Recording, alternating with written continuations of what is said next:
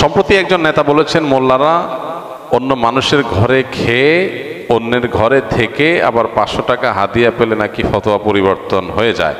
ঢালাওভাবে এভাবে বলা কতটা সঠিক, আপনি কিভাবে দেখছেন? যাদেরকে 500 টাকার জায়গায় 1000 টাকা দিলে ওয়াজের বা মোনাজাতের ভাষা পরিবর্তন হয়ে যায়, এদের কথার কোনো উত্তর আমি দিতে চাই না।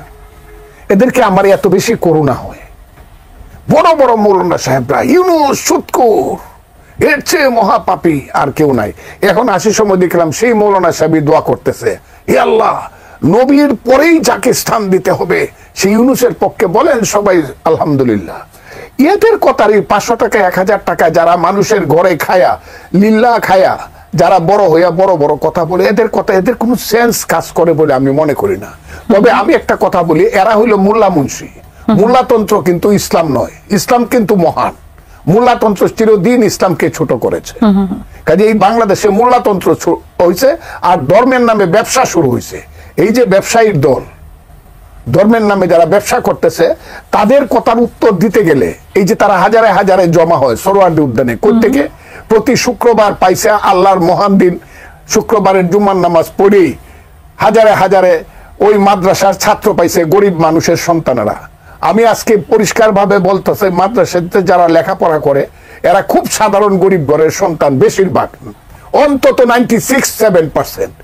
এই ছেলেপেলেরা কিছুই বুঝে না হুজুর ছাড়া।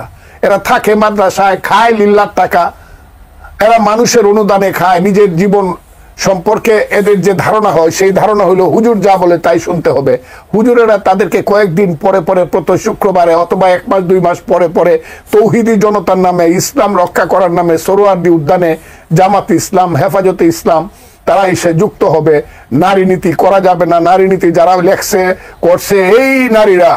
আমি তো মনে করি এখন যদি বেগম রুকেয়া থাকতো, আজকের মোল্লা মুন্সিরা তাকে ব্যত্রাঘাত করতো অথবা তসলিমা নাসরিনের মতো দেশ ছাড়া করতো বেগম রুকেয়ারে। এই কারণে আমি সবসময় বলি, কি করলাম গাজীর গীত গায়া, 5 টাকা কামাই করলাম 1.5 টাকা খায়া। দেখেন, প্রথম কথা হলো, হুজুররা অনেকেই মানুষের দান খয়রাত হাদিয়া তোহফা এগুলো দিয়ে চলে। দান খয়রাত এদেশে কেউ জোর করে আদায় করে না, এটা খুশি হয়ে মানুষ দেয়। হুজুরে 1 বেলা খাওয়াইলো বা 3 বেলা খাওয়াইলো, হাদিয়া দিল, তোহফা দিল, এগুলো কি হুজুররা চাঁদাবাজি করে আদায় করে? কিন্তু যেসব নেতারা এই কথাগুলো বলে, ওনারা তো মানুষের কাছ থেকে চাঁদাবাজি করে টাকা নেয়। রাজনৈতিক নেতারা, আমি সবাইকে ঢালাওভাবে বলছি না, রাজনীতি করতে গিয়ে, নেতা হতে গিয়ে মানুষের কাছ থেকে চাঁদাবাজি করে টাকা নেওয়ার কালচারে যারা অভ্যস্ত, বা যেই সোসাইটিতে সেরকম কালচার পলিটিশিয়ানদের মধ্যে অনেকের মধ্যে আছে, বিভিন্ন দলে আছে, সব দলেই কম বেশি আছে, এই কালচারে যারা ডুবে আছে, তারা যদি আলেম সমাজকে বলে 500 টাকা 1000 টাকা মানুষ আল্লাহর রাস্তায় দিলে খায়, তাহলে এটা হলো চালনি সুইকে যে বলে তোমার পেছনে ছিদ্র আছে, ওইরকম। একটা হলো মানুষ খুশি হয়ে দিচ্ছে, আরেকটা হলো আপনি জবরদস্তি আদায় করতেছেন।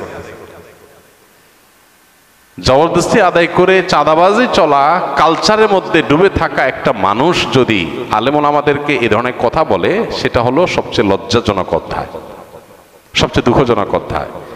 এই টোনে কথা যারা বলতো তারা তো পালায় গেছে দেশ থেকে। একসময় যারা এই টোনে কথা বলতো তারা এখন পলাতক। যেই মৌলভী সাহেবদেরকে নিয়ে কথাগুলো বলতো এরা কিন্তু দেশেই আছে। যে হুজুরদেরকে খোঁচাখুচি করতো ওই হুজুররা সব, আর খোঁচান্নারা পালায় চলে গেছে। আল্লাহ তাআলা এখান থেকে আমাদেরকে শেখার তৌফিক দান করুন। অনেকে আছেন মাইক পেয়ে গেলে মাত্রা জ্ঞান থাকে না। ঠিক আছে, এটা ঠিক, হুজুরদের মধ্যে অনেক হুজুর হয়তো 500 জায়গায় 1000 টাকা দিলে কথা ঘুরে ফেলে, হতে পারে। কিন্তু সেটাকে আপনি ঢালাও ভাবে বললেন, আলেম সমাজকে আপনি তাচ্ছিল্য করলেন, তুচ্ছ করলেন, তাদেরকে আপনি হেয় করলেন। হ্যাঁ, একজন বা দুইজনের কোনো ভুল বা বিচ্যুতি হতেই পারে, সেটাকে ঢালাও ভাবে বললেন। আপনি নিজে এবং আপনার নিজের অতীত, আপনার নিজের বাস্তবতাকে আপনি একটু দেখার চেষ্টা করেন, পেছনে ফিরে দেখেন, আয়নায় চেহারাটা দেখার চেষ্টা করবেন। লজ্জায় মাথা লাল হয়ে যাবে, আলেম সমাজের পিছনে লাগার সুযোগ আপনি পাবেন না। আল্লাহ এই সমস্ত মানুষকে হেদায়েত দান করুন, আমরা দোয়া করি। অনেক সময় দেখা যায় রাগের ক্ষোভের বশবর্তী হয়ে মানুষ ব্যালেন্স হারিয়ে ফেলে, লাগামহীন হয়ে যায়, যা খুশি তা বলে ফেলে, ধরাকে সরা জ্ঞান করে। কত হুমকি ধামকি দেশে আলেম আমাদেরকে মানুষ দিছে, তাদের অনেকে কবরে চলে গেছে, অনেকে দেশ ছেড়ে চলে গেছে, অনেকে এখন প্রায়শ্চিত্ত করতেছে। তো আমরা এই ভাইয়ের জন্য দোয়া করি, আল্লাহ তাআলা ওনাকে হেদায়েত দান করুন। অনবরত আলেম সমাজের বিরুদ্ধে বিষোদ্গার, এটা লক্ষণ খারাপ। কোন ইমানদার কোন আলেম সমাজের প্রতি বিষোদ্গার করতে পারে না। আলেমরা নবীদের ওয়ারিস, আলেমরা নবীদের ওয়ারিস। আলেমদের যে অবদান, সে অবদানের কারণে আপনি নিজে একজন সুসন্তান। আলেমরা যদি আমাদের মা বাবাদের বিয়ে না পড়াইতেন, তাহলে যারা আলেমদের সমালোচনা করেন তাদের জন্ম কি বৈধ হইতো? তো আলেমদের বিয়ে পড়ানোর কারণে জন্মটা কি হয়েছে? বৈধ হয়েছে। আলেমদের বিয়ে পড়ানোর কারণে আপনি বৈধ সন্তান হতে পেরেছেন। আলেমরা আপনাদের জানাজা পড়ায়, আলেমরা আপনাদেরকে নীতি নৈতিকতা শিখায়, যৌতুক প্রথাকে এদেশ থেকে বিদায় করেছে, বিতাড়ন করেছে আলেমরা। অনাচারের বিরুদ্ধে সোচ্চার থাকেন আলেমরা। আলেমদের অবদান খুঁজে পান না? হাজার হাজার অবদান আপনি খুঁজলে পাবেন। আল্লাহ তাআলা সেটা খোঁজার মতো বিবেক বুদ্ধি দান করুন। কোনো আলেম বা কোনো হুজুর বা কোনো টুপি দাঁড়িয়েলার কোনো কথায় আপনি হয়তো কষ্ট পেয়েছেন, হয়তো কেউ আপনাকে ঘোচা দিয়েছে, সেটা আপনি ঢালাওভাবে সব আলেমদের উপরে চাপানোর চেষ্টা করলেন। এটা দুর্ভাগ্যজনক একটা বাস্তবতা। আল্লাহ তাআলা আমাদের নেতাদেরকে সহনশীল হওয়ার তৌফিক দান করুন। কিভাবে মানুষ নেতা হয় যদি এতটুকু সহনশীলতা না থাকে? ঢালাওভাবে তার ক্ষোভ জেদ এটা উদ্গীরণ করে আলেম সমাজের উপরে।